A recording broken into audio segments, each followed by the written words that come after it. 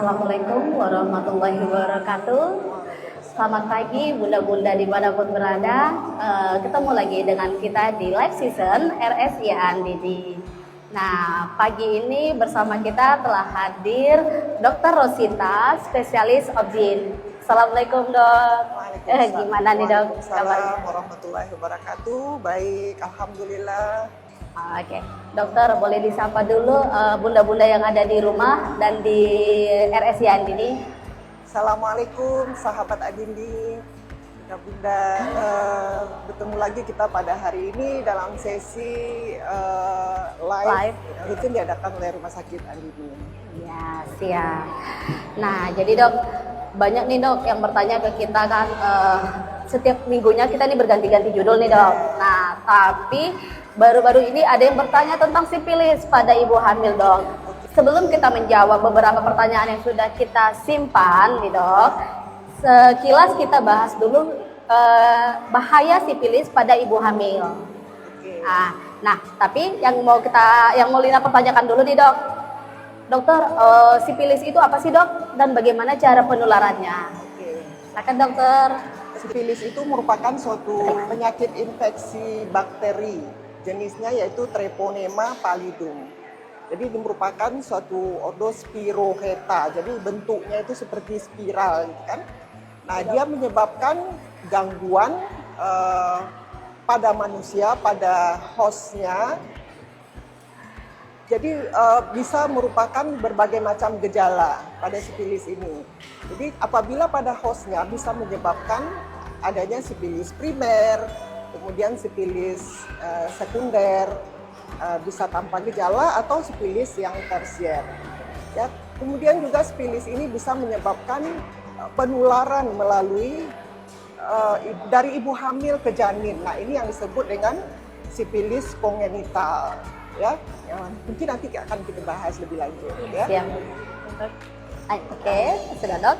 Nah, jadi jadi sipilis itu bisa menular langsung ke janin jika ibunya sedang hamil ya dok ya? Ya, penyakit sipilis pada ibu hamil itu sebenarnya bisa menyebabkan gangguan pada janin. Oh, gangguan pada janin. Gangguan pada janin. Di samping juga bisa menyebabkan gangguan pada kehamilan itu sendiri. Ya, misalkan terjadi prematuritas, kematian janin, cacat janin, sehingga menyebabkan nanti kualitas hidup atau gangguan yang berat di kemudian hari. Ya. Setelah lahir ya dok? Ya, setelah lahir. Ya. Jadi kalau sipilis kongenital ini bisa dua nih kan, bisa dini, bisa lanjut dia. Ya, yang dini itu biasanya gangguannya bisa kita deteksi, misalnya ada pembesaran dari hati, pembesaran limpa, gangguan tulang, ya gangguan pertumbuhan tulang-tulang panjang pada janin. Kemudian juga bisa adanya gangguan-gangguan lain ya, seperti pembesaran kelenjar getah benihnya, ya. Kemudian juga yang paling akhir ya bisa menyebabkan juga gangguan pada susunan saraf pusat, gangguan jantung pada janin, kebutaan, ketulian dan sebagainya ya, gangguan tulang. Jadi ini akan menyebabkan ya kehidupan yang sangat mengganggu, menyebabkan cacat yang berkepanjangan nanti. Jadi oleh karena itu kita harus waspada kepada sipilis ini. Benar sekali. Jadi memang harus hati-hati ya Bu ya. Jadi jangan merasa nanti di ibunya saja sudah bisa kita atasi, ternyata si janin tuh sudah terkena, terdampak ya Bu ya. Kalau seandainya dari lahir, baru-baru awal lahir, dokter anak nih kan menangkap nih dari lahir, dokter objin langsung dioper anaknya ke dokter anak, langsung kelihatan atau nanti untuk beberapa waktu ke depan dengan gejala-gejala yang sudah ada pada anak? Sebagaimana kita bilang tadi bahwa gangguan pada janin itu bisa saja terdeteksi pada saat kehamilan, ya seperti ada pembesaran hati, langsung lagi dalam kehamilan juga sudah terdeteksi, bisa juga terdeteksi. Ya? Kemudian bisa saja pada saat persalinan normal, tapi beberapa saat kemudian mungkin timbul gangguan kulit, seperti adanya kudis gitu ya, istilah awamnya kudis, jadi ada makula, papula, ada krispa yang tumbuh kayak gelembung. yang berisi cairan, berisi nanah pada kulit, mulai dari telapak tangan seluruh tubuh. Kemudian bisa juga dideteksi adanya kelainan pada tulang, kemudian bisa juga ada keratitis pada mata yang bisa menyebabkan kebutaan, kemudian gangguan pada nervus atau saraf lapan yang bisa menyebabkan ketulian. Nah, ini tentu bisa dideteksi setelah kelahiran. Benar-benar. Jadi bagian organ dalam langsung pada saat kehamilan juga udah bisa kita deteksi ya Bu ya. Lumayan serem. Ya, gangguan yang diakibatkannya sedemikian rupa sehingga pemerintah kita sudah mencanangkan triple eliminasi istilahnya, artinya kita bisa mendapatkan pemeriksaan, artinya kita bisa deteksi sedini mungkin ya, di trimester awal kehamilan bisa dilakukan pemeriksaan sifilis. Jadi jangan takut, artinya nanti jadi suatu stigma bahwa sifilis ini adalah penyakit yang begini sehingga tidak mau dilakukan pemeriksaan, kan seperti itu ya. Padahal akibat yang ditimbulkannya sangat jelek ya, sangat mengganggu, menimbulkan cacat yang berkepanjangan sehingga kita harus lakukan deteksi lebih awal seperti itu ya. Dari semester awal tuh sudah bisa kita lakukan deteksi. Nah, buat bunda-bunda di rumah jangan takut kalau ada ciri-ciri atau ada kekhawatiran yang dirasakan, nggak apa-apa, langsung dicekkan saja ya Bu ya. Kita lakukan pemeriksaan atau deteksi dini sifilis. Langsung di RSN Didi ada Dok? Ya, ada. Ada. Baik, ada ya Dok. Baik Dok, kita masuk ke pertanyaan pertama aja Dok. Nih dari kumpulan pertanyaan yang sudah masuk ke question box kita beberapa hari yang lalu. Dokter, apa benar sifilis bisa menular tanpa aktivitas seksual Dok? Jadi kalau misalkan dulu sifilis ini merupakan suatu penyakit kelamin gitu ya. Kemudian ke belakangnya ditemukan bahwa memang sifilis ini tidak hanya penyakit yang ditularkan, istilah penyakit kelamin, jadi lebih diistilahkan penyakit menular seksual. Jadi sebenarnya penyakit ini ya dia menyerang selaput lendir. Jadi selaput lendir itu bisa di hidung, bibir, bisa di anus, di vagina gitu kan. Jadi kalau kontak di daerah situ bisa menyebabkan terjadinya penularan sifilis ya. Jadi seperti berciuman misalnya kan. Nah, itu dari mukosanya itu bisa menyebabkan terjadinya penularan kalau memang salah satu hostnya itu merupakan atau mengidap sifilis. Sudah mengidap penyakit sifilis. Harus hati-hati kita ya kan. Karena tidak hanya itu. Jadi kontak dengan selaput lendir itu bisa menyebabkan penularan seperti itu. Kemudian juga dia menyebabkan penularan vertikal dari ibu ke janin. Nah, ini yang kita sebut atau kita bahas tadi yang bisa menyebabkan sifilis kongenital yang menyebabkan gangguan atau cacat janin yang menyebabkan ya istilahnya angka kesakitan yang tinggi di kemudian hari seperti itu. Berarti memang benar ya Dok, nggak hanya dengan aktivitas seksual, tanpa aktivitas seksual juga kita bisa terkena jika memiliki pasangan yang kontak yang ini dari kontak selaput lendir ya. Iya benar, jadi memang harus hati-hati nih Dok. Ya. Dokter, ini yang pertanyaan yang kedua nih Dok. Dokter, tanda-tanda wanita terkena sifilis itu seperti apa ya Dok? Ya. Jadi gejala sifilis itu sebagaimana kita ketahui tadi, sebenarnya dia ada yang primer, ada yang sekunder, ada yang tersier gitu kan. Bahkan ada yang tanpa gejala atau sifilis laten. Jadi yang primer itu biasanya tanda infeksi awal. Itu biasanya ditandai demam, ya gejala-gejala seperti flu, nyeri otot dan sebagainya. Kemudian ada luka kecil di tempat masuknya kuman tadi. Dan biasanya luka kecil itu atau seperti luka kecil atau pudis dan tidak nyeri. Ya, jadi kalau ada tanda demam, ada tumbuh luka kecil baik itu di bibir, misalkan di anus, di serviks atau di jalan lahir. Nah, itu harus hati-hati. Bisa juga dia di daerah areola atau daerah kuping susu istilahnya gitu kan. Nah, itu awalnya. Kemudian kalau misalkan dia sudah sekunder, nah baru akan timbul gejala pada kulit seperti yang kita sebut tadi. Jadi kulitnya itu kayak seperti berisi gelembung, seperti melepuh, berisi nanah gitu kan, mulai dari telapak tangan sampai sekujur tubuh, bisa pembesaran hati, limpa, bisa gangguan tulang, gangguan di daerah kornea atau keratitis, ya gangguan pendengaran, bisa juga icteric dia ya seperti kuning gitu istilahnya ya, kuning. Nah itu juga harus hati-hati, dan stadium lanjut itu gejalanya ada gangguan pada jantung, jadi dia juga bisa menyebabkan gangguan jantung ya. Kemudian bisa menyebabkan meningitis, gangguan saraf ya, meningitis, bisa kelumpuhan ya, bisa juga tuli ya, karena gangguan dari saraf 8-nya tadi. Itu udah tingkat lanjut ya dok ya. Pokoknya kalau sudah ada demam-demam di awal, nyeri-nyeri di otot, terus ada luka di tempat yang tidak wajar ya dok ya, sebaiknya harus segera diketahui, ya, harus dicurigai ya dok ya, benar. Oke, berarti lanjut kita dok, bagaimana cara mencegah penularan sifilis pada ibu hamil dan bayi dok? Ada nggak dok kiat-kiatnya, apa yang harus dijaga ibu hamil? Jadi kalau pada kehamilan itu kita bagi, misalnya kan pada kehamilan di bawah 18 minggu itu biasanya pengobatannya bisa dilakukan dengan sedikit sekali mempengaruhi janin, artinya bisa dituntaskan pengobatan ya.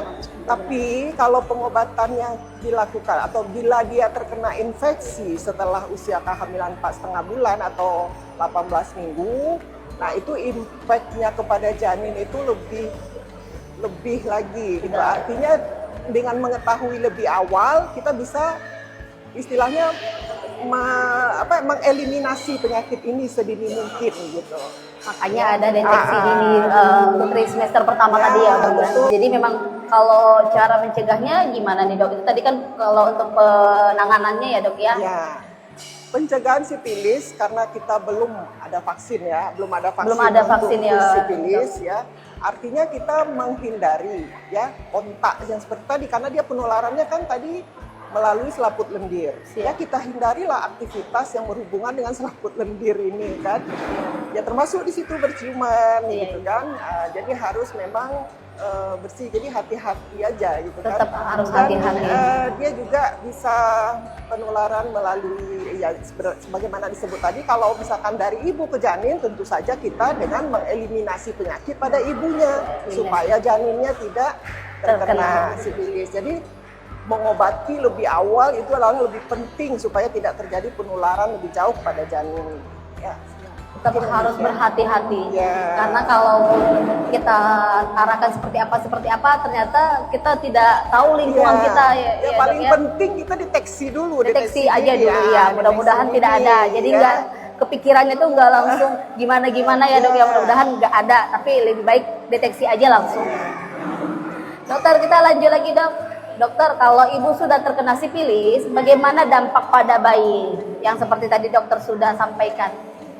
Jadi kalau ibu terkena sifilis, sebagaimana kita sudah terangkan tadi, bisa menyebabkan kelainan kongenital. Ya, kongenital baik terjadi dalam kehamilan atau setelah persalinan. Dalam kehamilan, sebagaimana disebut tadi, bisa terjadi prematur, bisa cacat janin, kematian janin, gitu kan.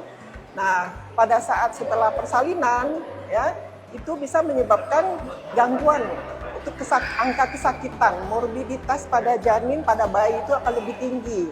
Dia dibagi lagi nanti ada yang dini, kalau dia ketahui terjadinya infeksi pada janin kurang dari 2 tahun, nah itu biasanya ya prognosisnya itu lebih jelek.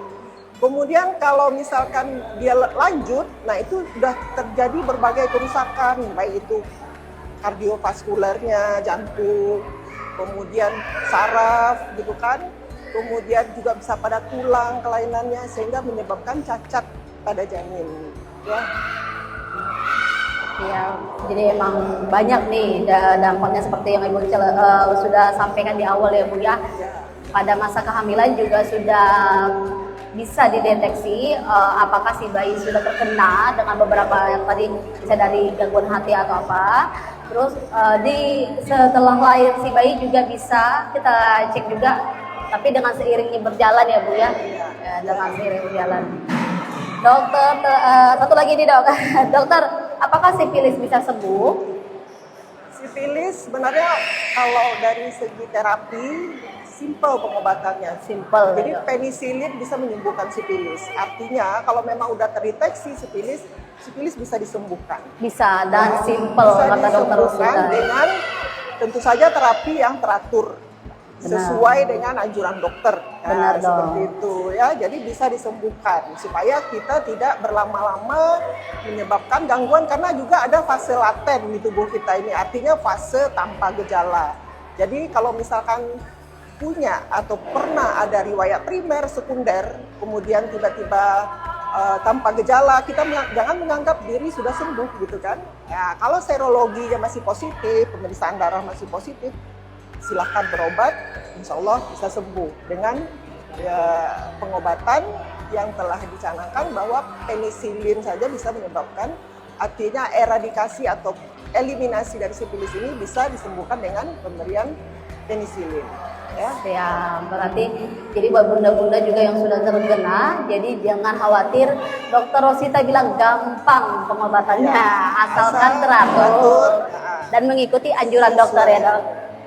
Dan langsung ke RSCM dini, ya dok ya. Oke dokter, nah jadi coba kita lihat dulu dok, dari live kita nih udah ada juga nih beberapa yang bertanya dok, kita pilih dulu mana yang ini. Dok, apakah ada vaksin atau obat agar kita terhindar dari sipilis sebelum hamil dok? Gitu. Atau ada screeningnya? Kalau vaksin untuk sipilis belum ada ya, tapi kalau untuk screening itu sudah tersedia ya. Screening untuk sipilis sudah tersedia sehingga kita bisa deteksi lebih awal untuk eliminasi penyakit ini sedini mungkin ya, sudah tersedia, sudah di puskesmas pun sudah tersedia ya. Jadi screening untuk vaksin sipilis ini memang belum ada ya dok ya, sama seperti kalau vaksin serviks sudah ada gitu ya dok ya. Tapi kalau untuk screeningnya sudah ada. Nah mulai dari trimester pertama itu atau sebelum malahan ya dok ya, sudah bisa kita cek kita terkena atau tidaknya. Terapinya pun sudah ada. Terapinya juga sudah ada ya dok ya. Siap dok. Dokter, apakah sipilis ini hanya ada pada wanita? Nah, jadi karena penularannya tadi adalah melalui sampur lendir sebagaimana kita katakan tadi, jadi berarti tidak hanya pada wanita, laki-laki juga bisa terkena sipilis ya. Jadi tidak hanya wanita. Laki-laki juga bisa ya dok ya? Ya. Tidak hanya wanita. Dokter, ini satu lagi ada nih dok. Dokter, apakah sipilis yang sudah sembuh masih bisa juga menular dok untuk kedepannya? Jadi sipilis yang sudah dinyatakan sembuh ya, artinya sudah terapi sesuai dosis, kemudian melakukan lagi pemeriksaan ya, kemudian dinyatakan sembuh. Nah, bisa lagi kambuh kalau perilakunya tidak berubah ya, artinya terjadi lagi infeksi baru ya bisa lagi terjadi seperti itu. Benar, kalau masih ada lingkungan kita yang terkena, kita juga masih terus berada di lingkungan itu ya bisa kembali lagi ya dok ya. Artinya terinfeksi lagi. Terkena lagi, benar dok. Iya. Jadi untuk para bunda-bunda,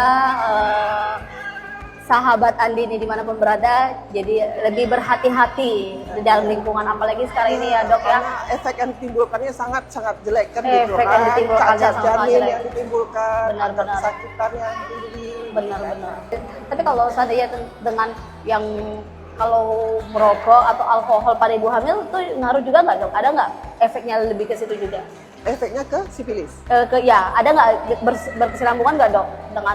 Kalau misalkan merokok, ya, sebenarnya itu dua hal yang berbeda gitu kan. Tapi kan merokok dan alkohol itu sendiri kan menyebabkan angka kesakitan atau menyebabkan daya tahan tubuh, imunitas, kerusakan tubuh yang lebih berat. Artinya dengan kebiasaan yang dua tersebut akan memperberat ya mungkin saja gitu kan, tentu harus lakukan penelitian lebih lanjut. Benar. Tapi yang jelas dengan kebiasaan itu akan menyebabkan kerusakan sehingga tentu akibatnya infeksi yang ditimbulkan mungkin akan lebih berat gitu kan. Artinya tubuh untuk mengcounter itu nanti daya tahan tubuh itu akan berkurang dengan dua kebiasaan yang jelek tadi. Sehingga kerusakan yang ditimbulkan nanti bisa saling memperberat seperti itu ya. Kita udah nggak tahu nih dok apa yang ada penyakit yang ada di dalam diri kita. Nah di saat hamil malah merokok dan minum-minuman juga, jadi kita nggak tahu nih lebih mempercepat lagi kerusakan yang ada di dalam tubuh gitu ya dok ya. Benar-benar dok. Jadi dok, tadi Lina dengar-dengar dari penjelasan dokter, sifilis itu adalah infeksi bakteri serius yang dapat berkembang melalui beberapa tahap dan ditularkan terutama melalui kontak seksual. Pada ibu hamil, sifilis bisa ditularkan ke janin melalui plasenta, menyebabkan kondisi berbahaya yang disebut sifilis kongenital. Hal ini dapat mengakibatkan beberapa komplikasi termasuk keguguran, kelahiran prematur, cacat bawaan, dan bahkan kematian pada bayi. Benar ya dok ya? Nah, pencegahan utama adalah deteksi dini melalui pemeriksaan kehamilan rutin dan pengobatan dengan antibiotik yang aman bagi ibu dan janin. Sifilis dapat sembuh dengan pengobatan, namun tanpa pengobatan bisa berkembang ke tahap lebih lanjut yang merusak berbagai organ tubuh. Nah, untuk informasi lebih lanjut mengenai sifilis bisa langsung ke RSI Andini bertemu dengan Dr. Rosita, spesialis OB/GYN dengan jam praktek setiap hari Senin, Rabu, Sabtu jam 7 sampai jam 9 pagi. Nah, di hari Sabtu jam 9 sampai dengan selesai ya dok ya. Pak, ada ya udah jam 8 ya dok ya. Siap. Nah, terima kasih dokter waktunya, masukannya dan ilmunya. Mudah-mudahan kita yang masih awam dengan sifilis, yang malah kalau tadi dengan Bu Dewi malah berpikiran dokter sifilis itu hanya pada wanita. Nah, kalau saya Lina pribadi dari zaman dahulu sifilis itu hanya pada ada laki-laki. Ternyata bahkan ke janin pun bisa berdampak gitu ya dok ya. Nah, dengan informasi yang dokter sampaikan pagi ini nih bertambah lagi ilmu kita. Oke, terima kasih dokter. Semoga apa yang dokter sampaikan bermanfaat untuk bunda-bunda yang ada di manapun berada di RSI Andini. Untuk bunda-bunda juga jangan lupa selalu saksikan live season kita setiap hari Sabtu dengan waktu yang berubah-ubah, nanti akan selalu kita sampaikan di Instagram RSI Andini. Assalamualaikum warahmatullahi wabarakatuh. Waalaikumsalam warahmatullahi wabarakatuh.